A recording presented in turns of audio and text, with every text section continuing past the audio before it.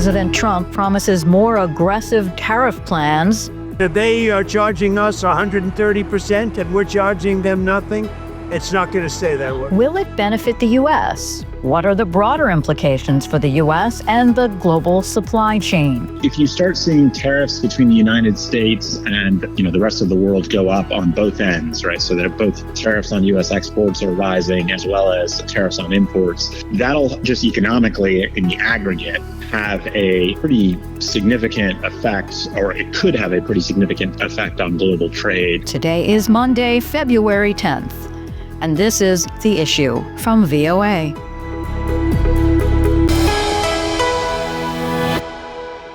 Hi, everyone. I'm Lori London. Any steel coming into the United States is going to have a 25% tariff. Aluminum, too. Escalating his trade policy overhaul, President Donald Trump telling reporters traveling with him Sunday on Air Force One that he will also announce reciprocal tariffs in the next few days. Very simply, it's if they charge us, we charge them. That's all. When does it go with the back, sir? Almost immediately. But I'll be announcing the details of it, highly detailed, and it'll be great for everybody, including the other countries. The European Commission said Monday it has no plans to respond without further clarification, spokesperson Olaf Gill. We will always be ready to engage in meaningful discussions to find fair and reciprocal solutions that respect our partnerships and the principles of open trade.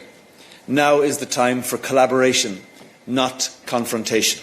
But asked about possible retaliation should such tariffs be imposed, Gill said that the EU would take the necessary steps to protect its economy. Joining us now for a better understanding of President Trump's potential tariff plans is Timothy Meyer, distinguished professor in international business law at Duke Law. There seems to be this perception that Canada and Mexico have imposed more tariffs on the U.S. than we do. Can you speak to that? Sure. So I think it's fair to say that the United States has relatively low, what we might think of as industrial tariffs. So tariffs on, manufactured things.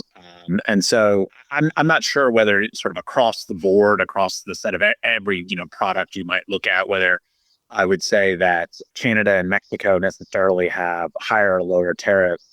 I will say that both, Canada and Mexico are party to the USMCA, the successor to NAFTA that President Trump negotiated during his first term.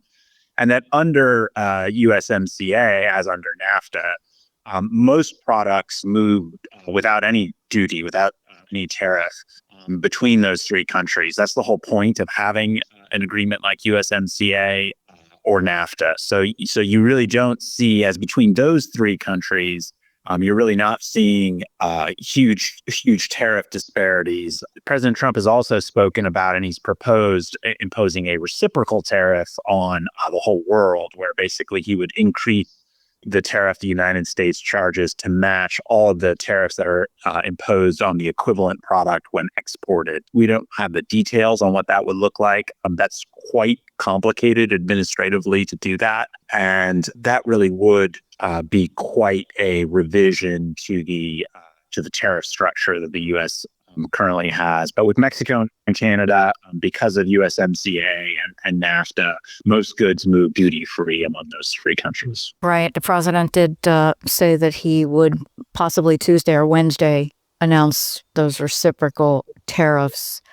Countries are promising, though, to reciprocate. So if both sides impose tariffs, who benefits in the long run? So that's hard to say, and it depends a little bit on it depends on how markets react to a large extent. So part of the reason that President Trump from his first term has been in favor of tariffs is that he believes that if he imposes tariffs, for instance, these steel and aluminum tariffs, that will have the effect of spurring greater production, internally to the United States.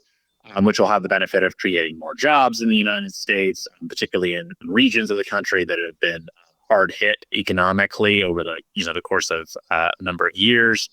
And so, it's possible that tariffs would spur at least some growth in domestic industries in that way. The overall evidence is pretty clear that the net effect on the U.S. economy would be negative from across the board tariffs of that kind. The job losses would exceed the job gains. on the economy as a whole. So from an economic point of view, you're looking at specific sectors in the U.S. that might benefit, probably at the expense of export-oriented sectors. It's also worth noting that if tariffs go up on products exported from the United States, as well as products being imported into the United States, that will hurt U.S. exporters, but it will also hurt U.S. manufacturers that have supply chains located in other countries, because their costs will go up. So the steel and aluminum tariffs, for instance, cause the cost of, for instance, automakers to rise. So the economic winners and losers is sort of a sector by sector story.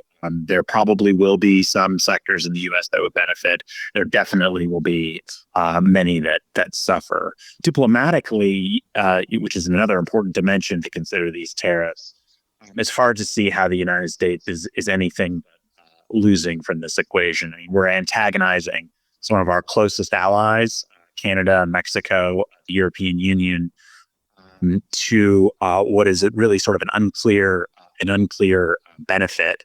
And we're opening up room for the sort of soft power that countries like China, for instance, have been very keen to exercise in recent years.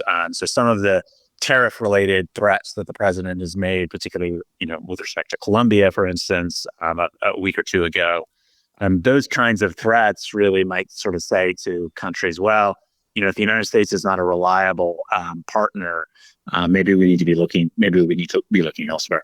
What about the broader implications economically and the global? We're all so interconnected now in the world we live in. Sure. So, if you start seeing tariffs between the United States and, the rest of the world go up on both ends, right? So they're both tariffs on U.S. exports are rising, as well as tariffs on imports. That'll just economically, in the aggregate, have a pretty significant effects, or it could have a pretty significant effect on global trade.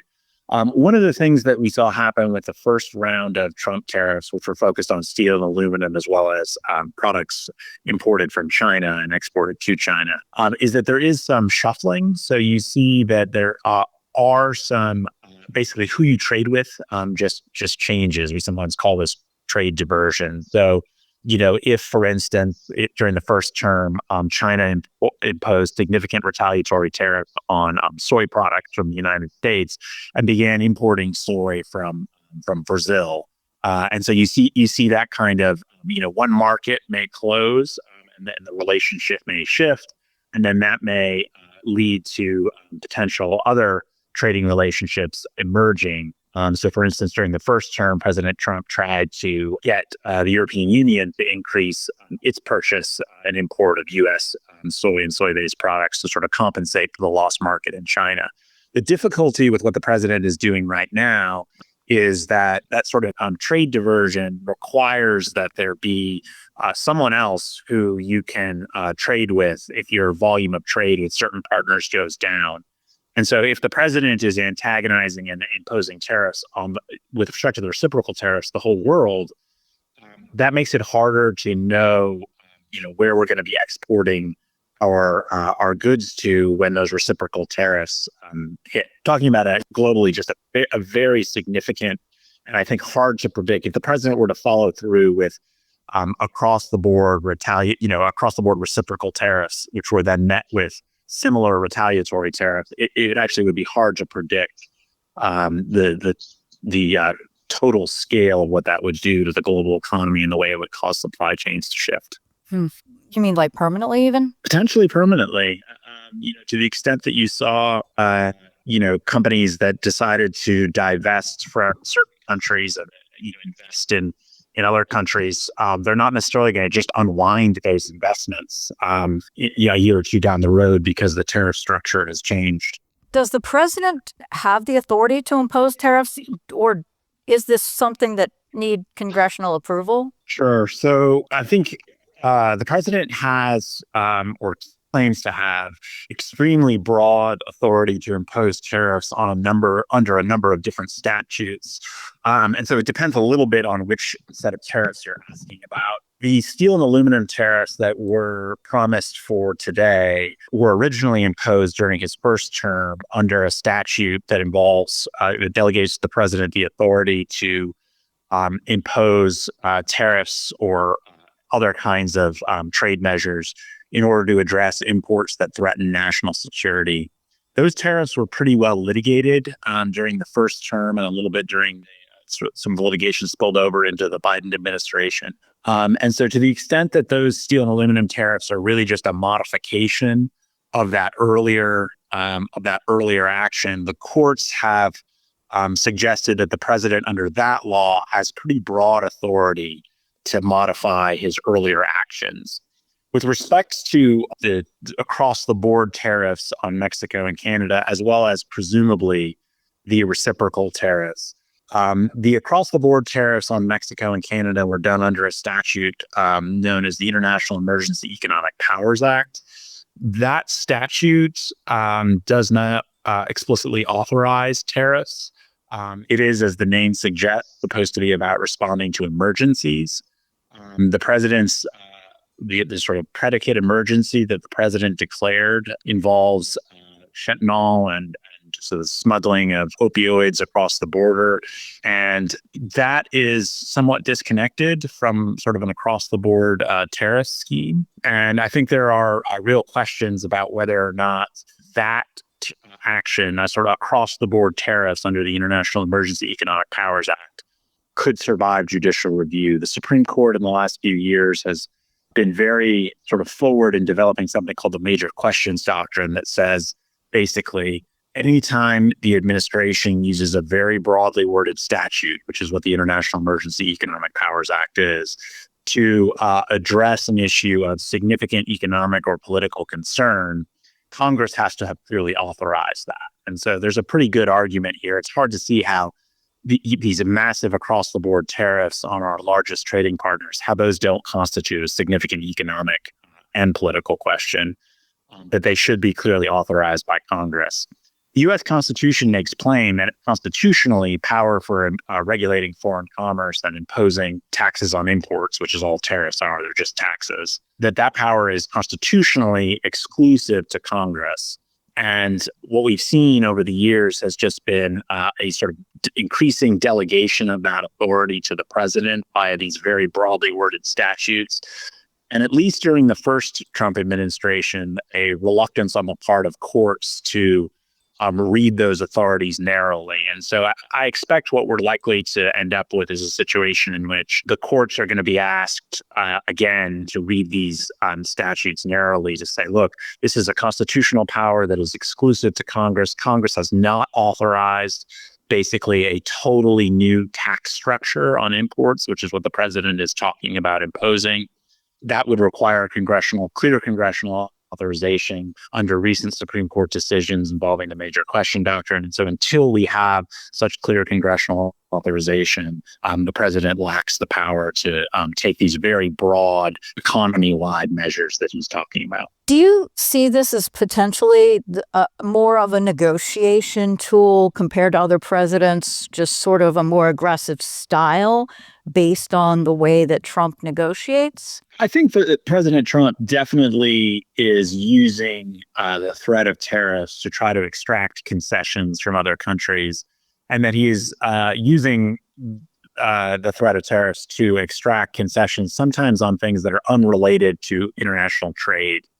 And so I think it absolutely is a dramatic expansion in the way in which we are using trade policy. Historically, particularly during the Cold War in the 20th century, there was a linkage between trade policy and foreign policy, but it went the other way. Usually what we were trying to do is we were trying to use access to our markets as a way to get countries during the Cold War to support our broader foreign policy objectives. This is also part of the soft power that, for instance, USAID engaged. And so trade policy was linked to foreign policy, but it was part of sort of U.S. leadership in the world was creating an open economy that benefited nations broadly. So there's a sense in which President Trump is flipping that around, and he's trying to use linkage to markets by raising tariffs to extract policy concessions. The difficulty is that he's trying to extract concessions on things that are not necessarily related to sort of global markets. They're not necessarily related to the promotion of, broader American values. And so we saw, for instance, he's not necessarily winning meaningful concessions from other countries. So we saw that the president proclaimed these tariffs that would come into place and initially proclaimed them on February 1st for Mexico and Canada. They were to come in to effect on February 4th, and he immediately paused them on February 3rd. In Mexico and Canada, announced some measures that they were already planning on taking with respect to the border. So a lot of these negotiations seem like symbolic victories for the president are enough for him to be willing to suspend the tariffs. One suspects he doesn't necessarily want to cause the chaos that truly across the board tariffs would cause for the U.S. economy, but it's hard to know. This is a terribly difficult diplomatic moment for the United States with our allies. The president is picking on some of our best friends globally, countries that have supported us across a range of geopolitical and geoeconomic crises and conflicts over a period of decades. It is hard to think of a stauncher U.S. ally than Canada. And so the idea that Canada is coming in for this kind of treatment is, just terribly damaging to U.S. relationships more broadly. It also doesn't necessarily project strength when some of the countries that the president is picking on, for instance, Colombia, are, in addition to being traditional U.S. supporters in the region, they're not particularly large players. It sort of feels like we're bullying countries that are likely to say yes to what we want, rather than trying to achieve substantive policy outcomes. I think if the president laid out a vision for how there were going to be substantive policy outcomes, and he laid out a sort of a path that he was able to sort of consistently follow, I think we would be having a different conversation. And part of what is difficult is just the chaos that comes from announcing tariffs and then suspending tariffs and announcing you're going to announce tariffs, but then maybe not announcing them all the time. And then all of that makes it's very difficult for businesses to plan. And so very destructive, sort of chilling effects for businesses both within and without the United States, but also causes our allies to really question how much they can rely on the word and bond of the United States. Of course, beyond our allies, there's China. Of course. And so, China has, been a historic target for President Trump. His first term, in some ways, one of the most lasting economic policies from the first Trump administration were just very significant tariffs on imports from China that the Biden administration continued and actually modestly expanded. And that has caused some shuffling of supply chains in Asia, some relocation outside of China. In some ways, one of the things that's a little surprising to me is that although China has not escaped the president's attention during this, his first month in office, there are additional 10% tariffs the president imposed related to opioids. Really, China hasn't been the focus. The focus has the way it was in the first administration. In the first administration, China was the focus. And in this administration, China is certainly a subject of the administration's attention, but a lot of the attention has been much more focused in, at least to date, in the Americas and particularly in North America. And that seems like a potential error. I think there's a bipartisan consensus actually that emerged during the first administration that actually our economic policy with respect to China does merit some reconsideration. That, President Trump actually did have some good instincts about the way in which we needed to get tough with China's policies and its geoeconomic policies more generally. And to the extent that these recent actions with Mexico and Canada and the EU are sort of distracting from thinking sort of in a forward-looking way about how we might deal with China over the next 4 years, that really is too bad. And again, thank you so much. Really appreciate your expertise on this. Thanks for reaching out. Timothy Meyer is a distinguished professor in international business law at Duke Law. You've been listening to The Issue from the Voice of America. On behalf of Scott Walterman and all of us here at VOA, thank you so much for joining us. For more news 24 hours a day, check out our website at voanews.com. In Washington, I'm Lori London.